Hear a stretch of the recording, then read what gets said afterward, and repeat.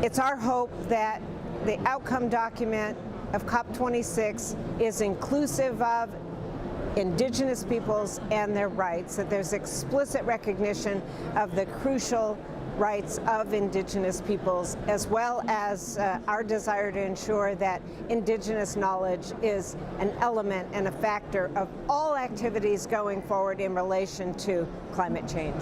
Yeah, from my perspective, coming from the small island developing states, I would like to see a commitment to funding that's new and additional for loss and damage.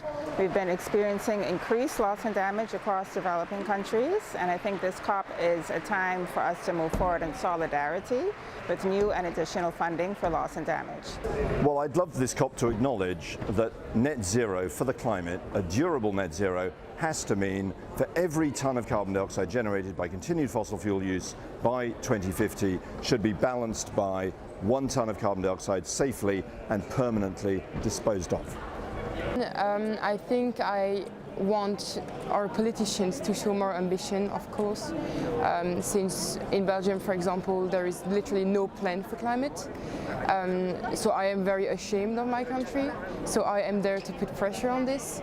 And also I think that at COP26 as an activist, your role is literally to put pressure and to show that you're there and that the young generation is ready. So yeah, I think that's what I'm hoping. I hope our politicians will show more ambitions. Esperamos, com a presença nossa aqui, povos indígenas, que o mundo perceba que não é só o meio ambiente. Existem vidas dentro deste espaço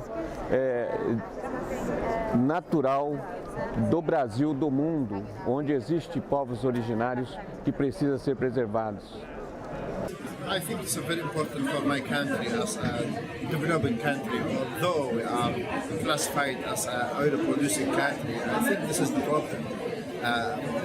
Because my country is classified as one of the most 5 vulnerable countries in the world towards the climate change. We need much more finance to rehabilitate, to reconstruct the infrastructure that has been massively destroyed.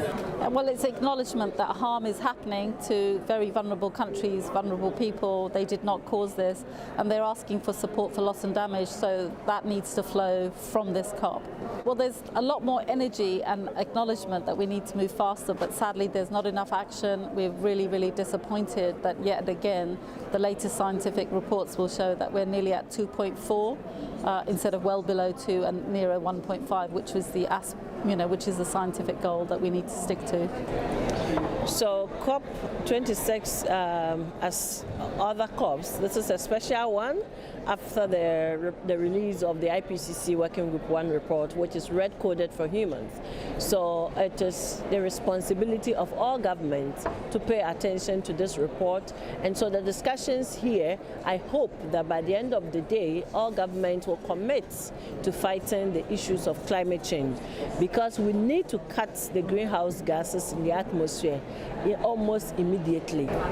In fact, our expectation is very high, but particularly if I want to say, we would like to get very clear outcome on climate finance, loss and damage, and global goal on adaptation.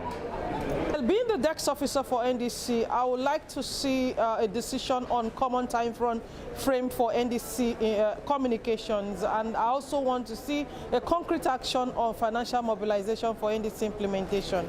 These are the 2 things that is very key to me.